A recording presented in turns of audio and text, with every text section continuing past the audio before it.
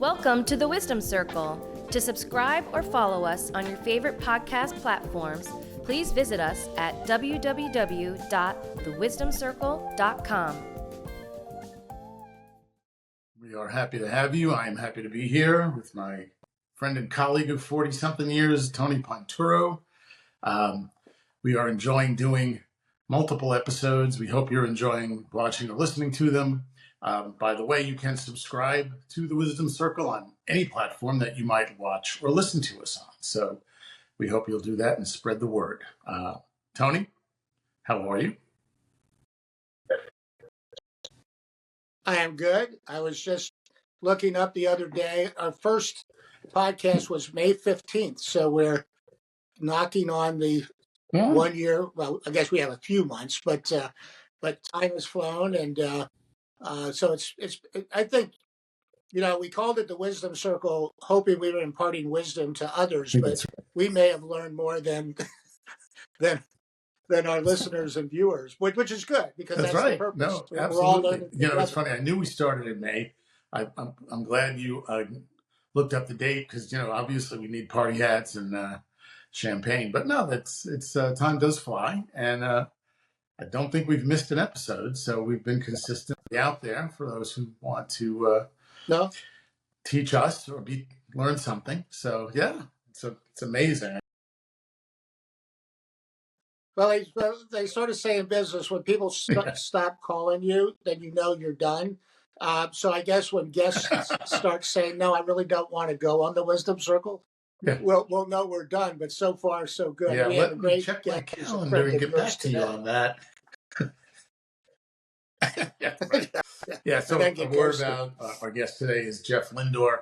I met Jeff for the first time at your college at our kind of opening day ceremonies. He gave a really inspiring speech. He's created an amazing company. I'll do a little bit more on that when we're bringing him on, but very excited that this all came together. And I thought we'd talk a little bit about, busy weekend, Saturday Night Live 50th. The All-Star formats are all different. I think we could do SNL first and then the All-Star formats together.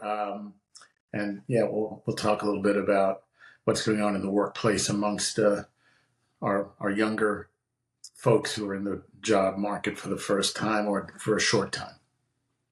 So, Tony, SNL.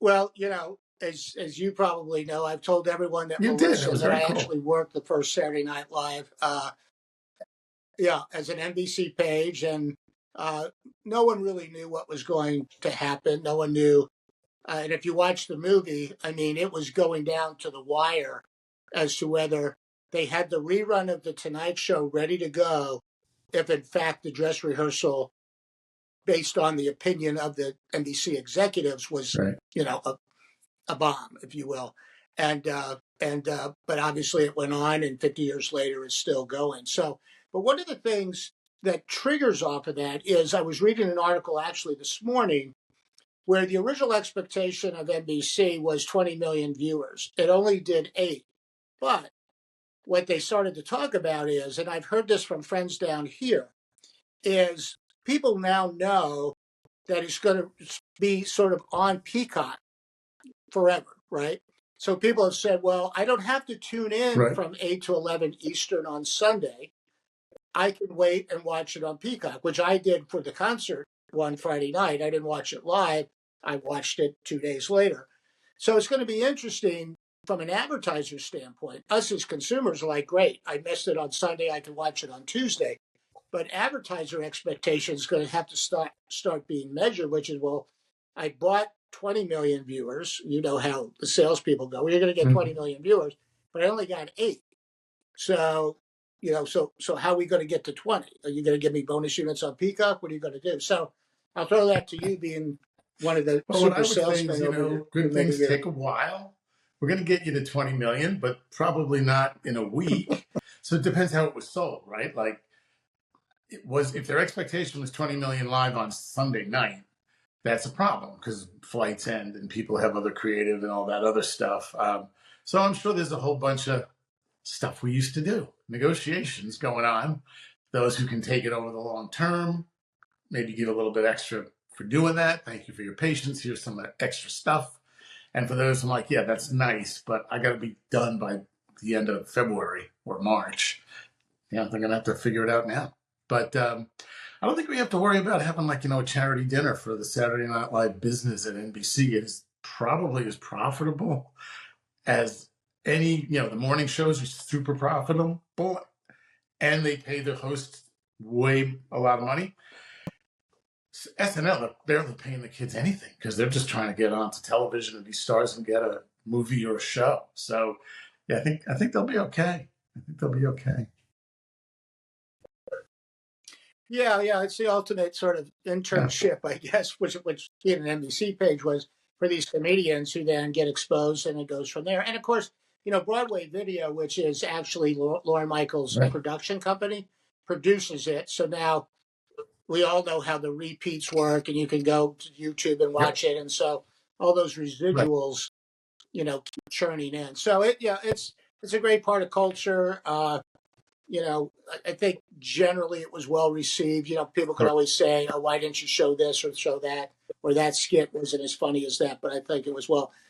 Leading into that, we were talking offline that the NBA All-Star Game had I think its second lowest rating ever. Well, they actually competed against each other. So here goes the live choice of Saturday Night Live live, although you'll see it in repeat. NBA All-Star Game live probably doesn't have that much appeal on repeat, especially under its new format. So competition created maybe a drain on All-Star Game, and then we'll try to get to the Gen Z in the next few minutes. The one thing I was going to say about this, the one person who could care less about the 20 versus 8 is Lorne Michaels. He's just, somebody else will have to deal with that. So let's step on to the NHL, NBA format platform. So, two different worlds, right? The NHL seems to have reinvented the All-Star break with the Four Nations. And the NBA seems to have lost their way with this kind of semi-competition comedy show. Interesting to see what happens. I mean, what were your thoughts? I was, really excited about the NHL. I'm not a hockey fan, but that was pretty cool, especially there's Ruzioni from 1980, gold medal team out there, and other things going on in the world about the U.S. and Canada. I was kind of semi-rooting for Canada. Well, a little anecdote, which is going back a little bit in history, but Dick Ebersol, as you know, was the head of NBC Sports for a long time, and he started to use non-sports programming in the Olympics, and the ratings went down. And he was appealing to women, but the male who wanted sporting events said, "Well, you're not really talking to me." And he learned a lesson, which he admitted. I think the NBA, who's made the All-Star Game more a entertainment show, the hardcore sports fan is saying, "Well, I'm not really seeing sports, or I'm not seeing competition that's intriguing me, so I'm out." The NHL, and no one really thought the Four Nations would be as effective as it is. But as you and I have talked, I think we both think, we probably use different terminology, to me, sports is tribal. It's local, it's national. You've got USA, Canada, Finland, Sweden on your jersey. And that becomes a real rooting interest. And to their credit, the players took it really serious. So it became, maybe some people said it was better hockey than sometimes a regular season NHL game. So they focused on, let's be a sporting event, whereas the NBA said, let's have Kevin Hart stand up in between the intermission. Conversation. If the format slowed down betting. I don't know what the bet lines were or what the betting was on the NBA thing. And people say, I'm only watching this thing because I bet something. And I don't know how hard or easy it was to bet. So I'll look into that and get back to you. So you had an interesting comment this morning in our early morning texts about the workplace and Gen Z group who are not lasting as long, it seems, in their jobs as, we all clung to our jobs because we were in that corporate ladder, and the folks here have lots of platforms and they all kind of think more horizontally to take care of each other, and life is not just about work. But talk a little bit about what you read and what you're thinking about, why that is. Yeah, I mean, I read that, I'm going to say a third, I think it was even a little bit more of Gen Zs that have been hired in a job after 6 months, they're actually let go. It doesn't really say why they're let go. We can surmise that there's either a level of expectation from the Gen Z that they have in their own mind what a work day pattern is. They came out of, most of them, the COVID situation, working at home. Now many of them are being told to come back to work in the office. But they also, you know, they not to steal Jeff's thunder at all, but they have a lot bombarding them. They've been given a lot of reins by their parents. And then they get into a workforce and someone's putting some restrictor plates, using a NASCAR term, on them. And they're like, well, wait a minute. No one's ever put a restrictor plate on me. That doesn't feel comfortable. And then I know if I was the boss, maybe a little old school, would say, here's what I'm going to pay you. I expect certain things. And if that's uncomfortable for you, thank you very much. I'll find somebody else. Maybe a little cold, but at least that. But I think that's what bosses are starting to do. Well, you just can't take the money. This is a good segue to bring Jeff on, because I think that he'll have a different perspective, as we know, because we spoke to him for a couple of seconds before we got on the air. But yeah, I think that's the tension in the workplace. It's the old school managers and the young school kids coming through, and the generations haven't flipped to the point where the young school kids are the CEO, senior managers. So let's bring Jeff in and get his opinion. So really excited to have Jeff Lindor. Jeff is the founder and CEO of the Gentleman's Factory.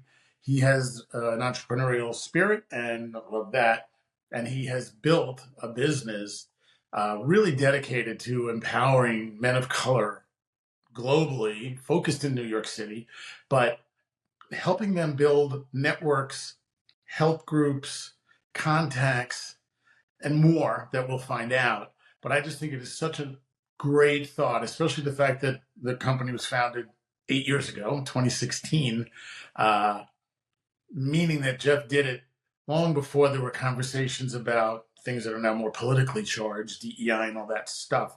This was about helping communities and helping, people of color. Jeff told a great story about his youth and questions he asked when he would just walk around being a young black man in New York City. So without further ado, it's my pleasure to introduce Jeff Lindor. We're happy to have you. We're excited to hear more about what you've built, what your past was, how you got to the build. We always like to talk about the journey. Tony Ponturo, my partner, our co-host, along with you and me, is ready to ask some really hard, not really, questions. But anyway, Jeff, tell us a little bit about how you got here and how things are going, and a little bit more about the business. Just really interested. Well, Ray and Tony, it's such an honor. I'm a huge fan, and it's a huge privilege to have me on, to be on the platform with you guys. So thank you so much for having me. Great. So I was born in Haiti, raised in Brooklyn, Coney Island, Brooklyn, in housing development, and I was just really just curious about why does my community look the way that it does, and why are we resource deprived but have so much ambition, so many dreams, and want to also participate in this world as well, but we just didn't have the access needed to really get to a place of self-sufficiency. That's how my life was shaped, right, of just that question of why and how and what could be done. And that's where I started my career trajectory. So I started out in banking, then I did a brief stint in healthcare on the marketing side. And then I got a master's in public policy, where I learned community, right? And from there, I worked in high-level city government to really just see how I could really help and benefit New Yorkers. And then in all my career trajectories, and positions, I just saw that I was isolated as a person of color, where saying, oh, like, why aren't there a lot of people who look like me in these rooms or in these decision making, positions? And, going back to the question of why and what could be done, and the isolation, particularly among Black men. So that's why I, started Gentleman's Factory to really solve this isolation problem. That's interesting. I would love to know. So, and Tony, I promise not to overwhelm the conversation with Jeff. I'll sometimes do that. That's okay. That's okay. I'm not bashful. Barge through bigger doors than this one. No, like, so it's a leap of faith, right? And I love that you were just always asking why. You talked about that in your speech at York, which, by the way, if I didn't say it already, Jeff and I are York College alum. I got the bear over the shoulder. Trying to get York to reopen a store where you can go buy things and take them home and wear them, which we don't have right now, but that's for another day. But so I'd love to hear how you got to York and to college, frankly, and through college and then to masters. I think that's really exciting. But then there's a point where you're in city government, you're helping the community, but then you say, this just, I just don't feel like I'm getting it done to my own level of satisfaction. I'm going to go do like something that's a total risk. So can you talk a little bit about that journey from, like, let's say, high school to I'm leaving city government, a little bit more specifically? You kind of gave it back, but. Yeah, totally. So high school, I wasn't prepared for college. Right? I was not. And I'm relatively tall. I'm like 6'3", 6'4" on a good day, depending on the weather, right? And like from that, like I always just and like I played basketball, right? So like I was on a basketball team. I played for Grady High School back in the days. And at that time, Grady High School was regarded as a very like had a really great basketball program. Some of the, teammates that I played a basketball in went straight to the NBA from high school, right? So that wasn't me, right? And I was lazy on defense, and I just wasn't consistent enough. I have a 14-year-old son who's in the AAU circuit, so all of the things that I didn't do, I'm just saying, hey, sir, like, in order for I love when you actually need to like run and wake up early. 14-year-old does not want to do. Have nutrition, etc. Yeah, exactly. So, so then, I just was not prepared for college. So then that's when, thank God for CUNY. So I then eventually went to York College, where they fully embraced me. It was a really great institution, especially where I was at that time. It really gave me the foundation needed to, propel into the world, right? And I always had a really great network of people who I can call upon to ask for questions, advice, counsel.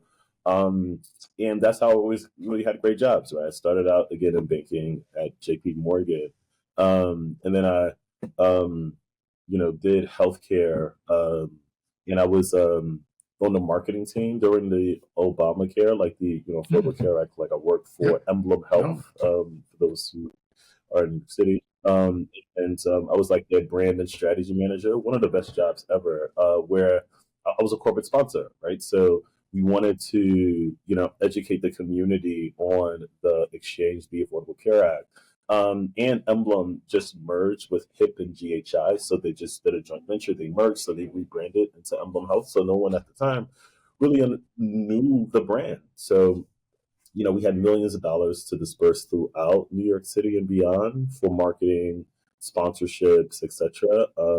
We even did a deal with Barclays Center when Barclays first opened. We had the Emblem Health exit. It was like Dean Street exit, but we called it Emblem Health Way. So all of those really cool, fun things, while also, educating the community on health and wellness. But what was so interesting, though, at that time was we were looking to, also market to Black men, right, in New York City. And we were saying, oh, like, where are the physical spaces that they go so that we can have a sales rep there, or so that we could do a lot of workshops, etc. And there's a lot of fantastic organizations, but they just didn't have like physical spaces to justify, giving, $25,000 to for a marketing deal, or $50,000 at that, right? That was outside of like a physical, Right. like a one-time event, right? Like we like long-term partnerships.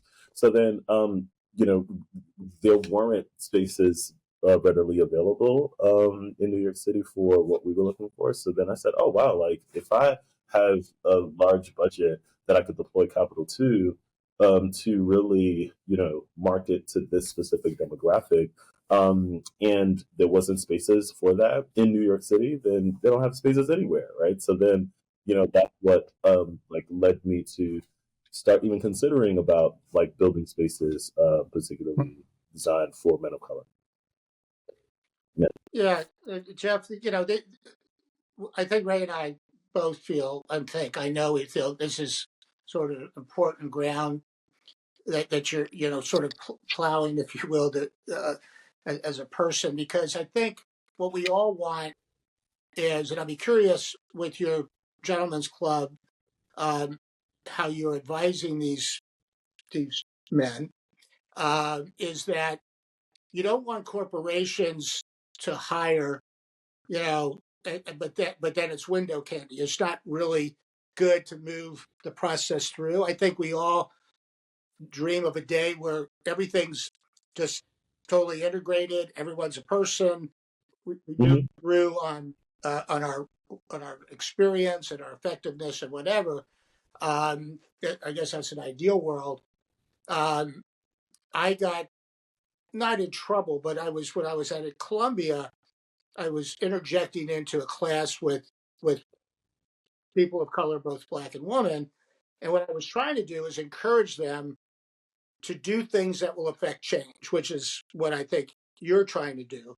Mm-hmm. And I sort of said, there's been things like protests and marches going all the way back, but in some respects, we're sort of back where we started, and particularly under a current environment. So do things that will really affect change.